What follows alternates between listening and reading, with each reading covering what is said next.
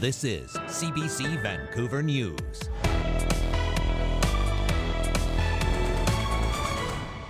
After an assassination attempt on Donald Trump, tensions run high in the U.S. More on the suspected shooter and the calls for calm and unity.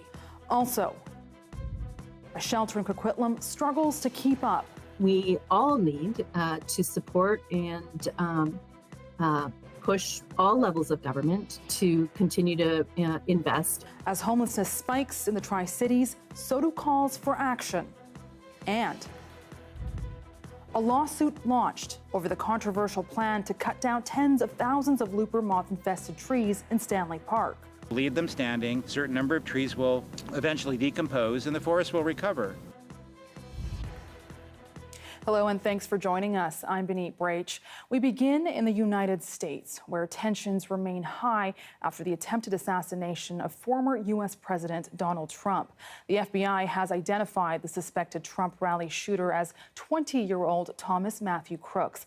There are still no answers as to why he did it. But many, the president among them, were urging a dramatic change in political debate. The CBC's Richard Madden reports. I want to speak to you tonight about the need for us to lower the temperature in our politics. Addressing the nation from the Oval Office, U.S. President Joe Biden condemned the vicious attack that could have killed his political rival. When an attempted assassination on Donald Trump, there is no place in America for this kind of violence. That terrifying moment played out on live TV Saturday night. Gunfire erupting, Secret Service agents rushing the stage, Trump dropping, then getting up to raise his fist, captured in this historic image. The FBI is now investigating the shooting as a potential act of domestic terrorism, probing how a gunman managed to evade the Secret Service and position himself on a rooftop just outside the venue with a clear shot to Trump's stage. Federal agents killed the shooter, identified as 20-year-old Thomas Matthew Crooks of nearby Bethel Park, Pennsylvania, who they say acted alone. The gunfire grazed Trump's right ear, but killed one spectator, local firefighter Corey Compriator, who's being remembered as a hero. The Corey dove on his family to protect them last night at this rally. Corey was the very best of us.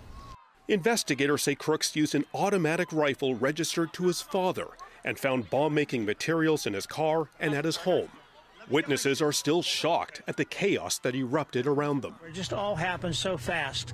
But then we heard other shots, and we're not sure, but we thought that might be the Secret Service. In a statement, former President Trump called on the nation to show our true character as Americans, remaining strong and determined and not allowing evil to win. Former First Lady Melania Trump also posting a rare public statement. When I watched that violent bullet strike my husband Donald, I realized my life and Barron's life were on the brink of devastating change. I've already announced that Congress will do a full investigation. House Speaker Mike Johnson vowing a full public drilling of top security officials on what lapses may have occurred, while at the same time pleading for politicians to dial it back. We've got to turn the rhetoric down. We've got to turn the temperature down in this country. We need leaders of all parties on both sides to call that out.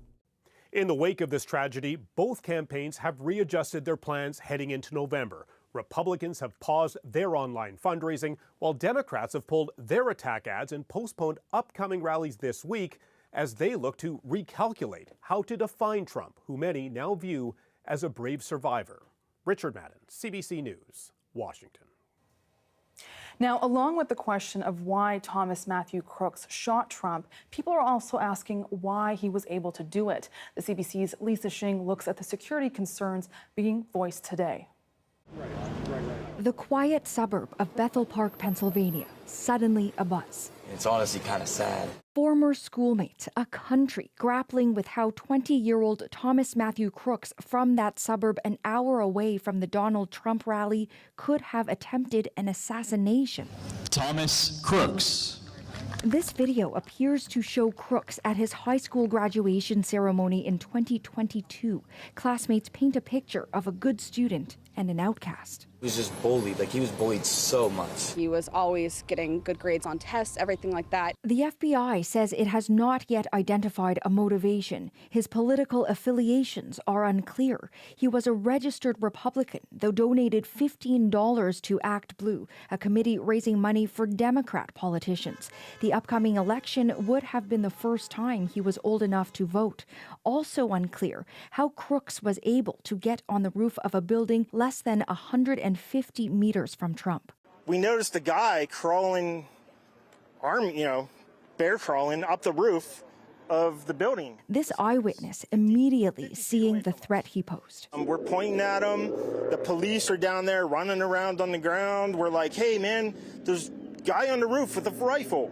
There are reports a local law enforcement officer saw the suspect on the roof but climbed back down when Crooks aimed his rifle at him. It was a failure. This former FBI agent says one of two scenarios could have happened. It was either completely missed during the planning phase of the threat assessment, or it was planned for and somebody dropped the ball in the execution the day of the rally. The Secret Service is responsible for these plans. U.S. President Joe Biden has called for an independent investigation into a shooting that has left a politically fractured nation even more divided.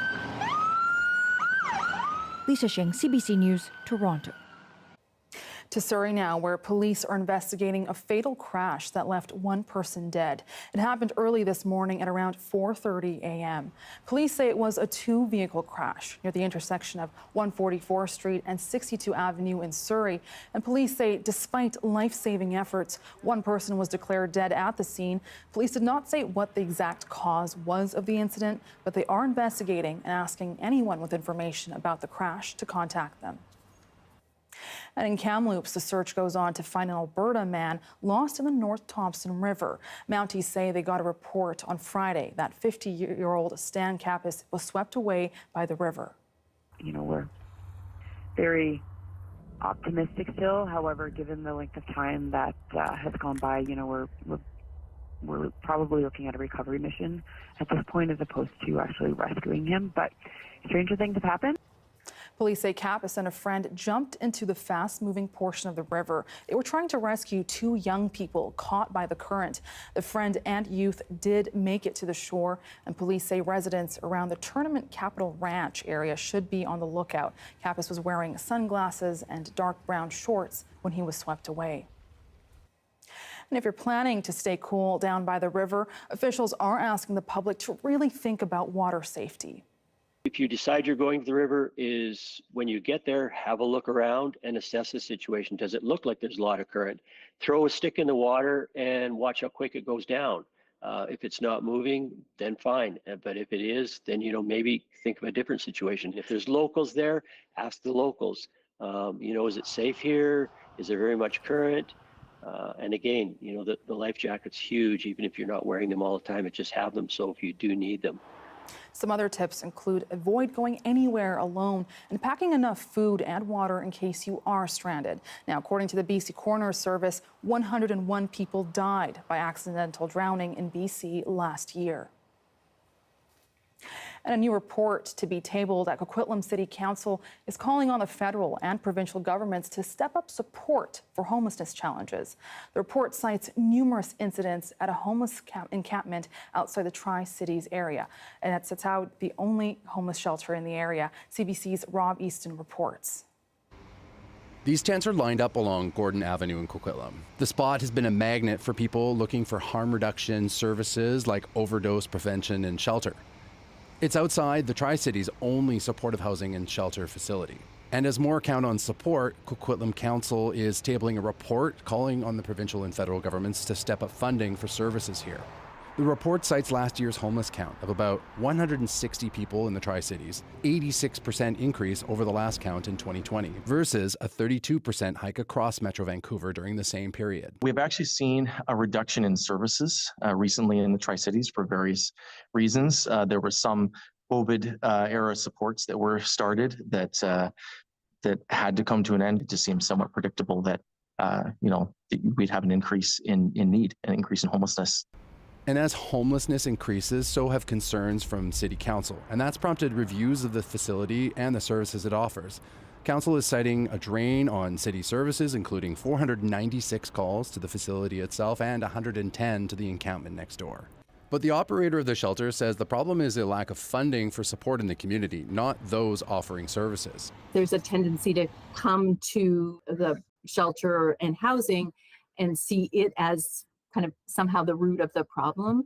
We all need to support and push all levels of government to continue to invest and increase investment. Still, many Tri-City stakeholders welcome the call for more resources in the area, including more funding from higher levels of government and better coordination between ministries, agencies, and local governments. If people want to see a reduction in their neighborhood of some of the visible signs of homelessness and that, well, the answer really is that we need to have places for these folks to go. Coquitlam City Council will vote Monday night to call for more help from the province and the federal government, emphasizing the province's obligations to people living with homelessness, mental health, and addictions. Rob Easton, CBC News, Vancouver. And members of the Stanley Park Preservation Society are filing a lawsuit against the city of Vancouver. It's regarding the city's plan to cut down more than 160,000 trees due to a looper moth infestation. But the group says the city's approach is too aggressive and could lead to several other problems. Sorb Sandhu reports. Michael Cadet says he spends a lot of time in Stanley Park enjoying nature and getting away from the bustling city. But a recent tree cutting has him worried for Park's future. We're in the sun now, otherwise we'd be in the shade. Cadets, along with 3 others, have filed a lawsuit alleging the city and its contractor, B.A. Blackwell and Associates, was negligent in going ahead with the tree cutting plan. But the city says the logging will help limit imminent fire and public safety risks caused by the looper moth infestation. However, Cadets and his group are not convinced with the argument. The research that we've done suggests that the looper moth is a natural phenomenon in Stanley Park. It proliferates every 15 or 20 years or so. It runs its course and then it retreats. The group says the city's approach could lead to several other issues. I worry that this is a massive fire risk. If 160,000 more trees are gone from here, it would stress the entire leftover forest. Now, in its latest legal challenge, the group is asking for an injunction to halt the logging. A certain number of trees will eventually decompose and the forest will recover. None of Cadet's claims have been tested in court. The city says it's reviewing the lawsuit. It added the city and park board can't comment as the matter is before the courts. CBC News also reached out to B.A. Blackwell and Associates and did not get a response by deadline. The city added around 7,200 trees impacted by moth infestation have been removed or treated by workers between October 2023 and March 2024, and that it's planted over 25,000 new seedlings to make up for the loss of trees. But this group says it's not enough. The trees that are most resilient when there's any kind of storms or even fires are self-planted trees, meaning planted by Mother Nature and not by humans. The group is now awaiting a court date for the legal challenge to move forward. Saurabh Sandhu, CBC News, Vancouver.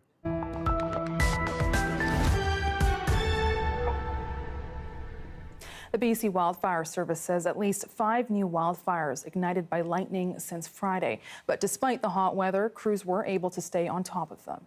We saw a cold front pass through, which brought some lightning with it and some new starts, especially if you look towards the northeast of the province. The Prince George Fire Centre received quite a bit of lightning. And then we also saw some lightning kind of in areas of the Kamloops Fire Centre and again, the northeast corner of the Caribou Fire Centre that resulted in some new fires starting.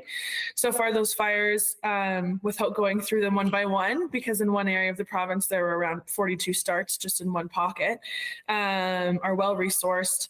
A lot of them have already been moved to being held or are working on crews getting in there and getting access. So although quite a few new starts, I would say overall some good news and some good success from our initial attack crews in a lot of areas. And east of Prince George, crews continue to battle a blaze threatening centuries of growth. The fire is burning just 2 kilometers upslope from Highway 16. The 39-hectare fire is an ancient forest provincial park. It's a temperate rainforest where 1,000-year-old cedars grow. The popular park is closed for the foreseeable future. BC Wildfire Service says crews are actively fighting the fire. It is visible from the highway. They advise travelers to drive straight through. And the Pattullo Bridge will be closed from 10 p.m. Sunday night until 5 a.m. Monday morning. That's because of a detailed railing inspection. The bridge, which connects Surrey and Westminster across the Fraser River, will be closed in both directions. And TransLink says the bridge will stay open for pedestrians, cyclists, and first responders at all times.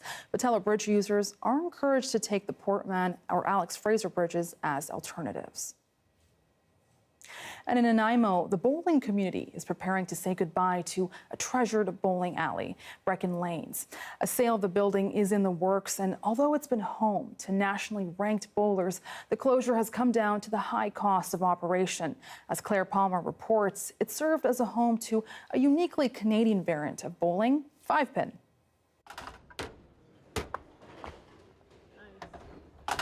There's only one place left in Nanaimo to pick up the smaller bowling balls for 5-pin bowling. Brecon Lanes is closing up show, and that's leaving a community of 5-pin bowlers without a home. It's been a great place for us to get together and develop our skills. Sad. My favorite place is going away. Brecon Lanes first opened in 1956 and has been in the Britton family since 1967. The owner says the sale isn't by choice, but because of high cost of operations. Property taxes went up from $35,000 to $50,000 this year alone. And there's only so much he can charge per game. Logically, it makes sense what we're doing. Emotionally, it's very hard because it's been in my family since 1967. So, but sadly, it just doesn't make sense economically. A new owner is on the horizon who will not be keeping it a bowling alley. Nanaimo will still have Splitsville, which offers 10-pin bowling, but 5-pin bowlers are out of luck unless they want to travel north to Parksville or south to Duncan. I also have a niece that's also old enough to bowl now, so I'm not going to be able to bring her down and teach her all the skills and everything. So to see this center close makes it a little bit challenging for a lot of people to continue in the sport or recreation however they see it. For Britton, along with customers, the thing they will miss most about Brecon Lanes is the community. Ray's been an amazing proprietor. He's a good friend, and I'm really sad to see him go, and I really wish him the best. We've had a lot of people go through the doors, met some amazing people. We've had lots of bowlers do amazing things locally, provincially, nationally. Lots to be proud of. With closing day as early as the end of summer, avid bowlers are eagerly getting in their final spares and strikes. Claire Palmer, CBC News, Nanaimo.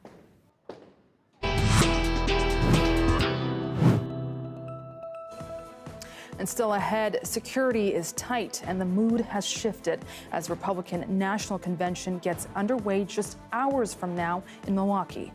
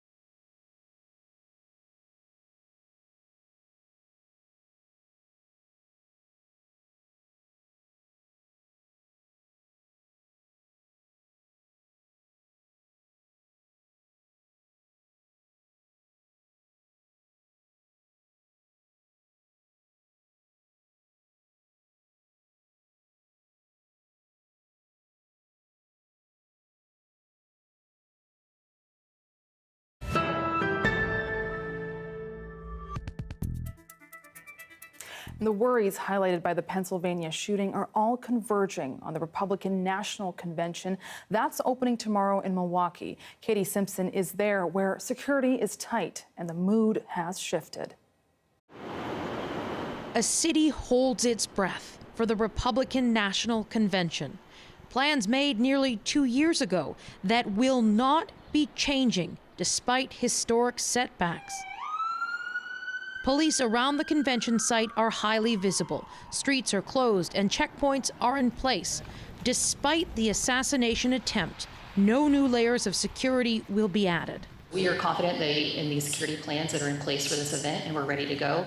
This was supposed to be an upbeat celebration, Republicans unifying behind their presidential candidate. Do you think that what happened yesterday changes the tone and tenor of what's going to go on here over the next week?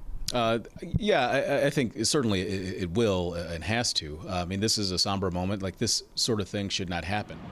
When you speak with some Republicans, there's a real sense of sadness and frustration. Are you surprised there was political violence in this moment in America? Not really. It seems like that's the tone of the whole country. It's kind of gotten that way, kind of moved that way. It's unfortunate, but and I don't know. I think we need to do something to try to change that tone. Greg Basile says he, too, is fed up with tense political rhetoric. Yeah, absolutely. Yeah, no doubt about it. You just don't know who you're talking to anymore. Basile is easy to spot with his Trump hat, red truck, and this sign displayed prominently in the back window. On the back of the truck, you have a sign that says F-word Biden. Is that a part of the troubling rhetoric right now? Yeah, it is. That's the best $25 I ever spent in my life. And I'll tell you honestly, 99% of everybody that sees my truck has something positive to say. Positive feedback or not, we asked again about the tone. But is that kind of language not part of like the challenge around the heated rhetoric right now? Well, no, that's just direct to the point. You know, absolutely direct to the point. There's no shame to my game. Security inside the perimeter is very tight. It's airport style, so you go through metal detectors. There's lots of police, and you have to wear a badge at all times and show it to police at multiple points as you sort of make your way around the area. It's a very different situation outside the perimeter. Wisconsin is an open carry state, which means people are allowed to have firearms. Katie Simpson, CBC News, Milwaukee, Wisconsin. And here's a live shot of Cambie Street and BC Place. I'll have your full forecast next.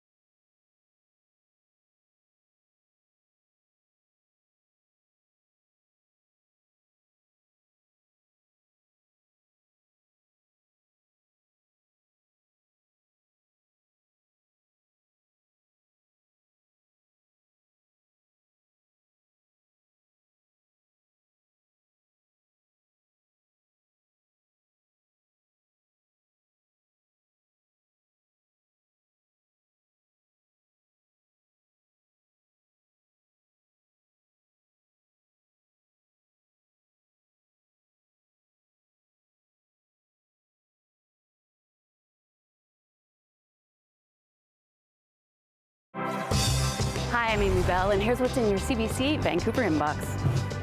CBC returns as a media partner of the Surrey Fusion Festival, July 20th to the 21st. The festival features over 50 cultural pavilions that will incorporate the theme of landmarks of the world into their displays. For more information, visit surreyfusionfestival.ca. And never miss a special programming series, event, or contest. Subscribe to CBC Vancouver's e-newsletter and keep connected with us.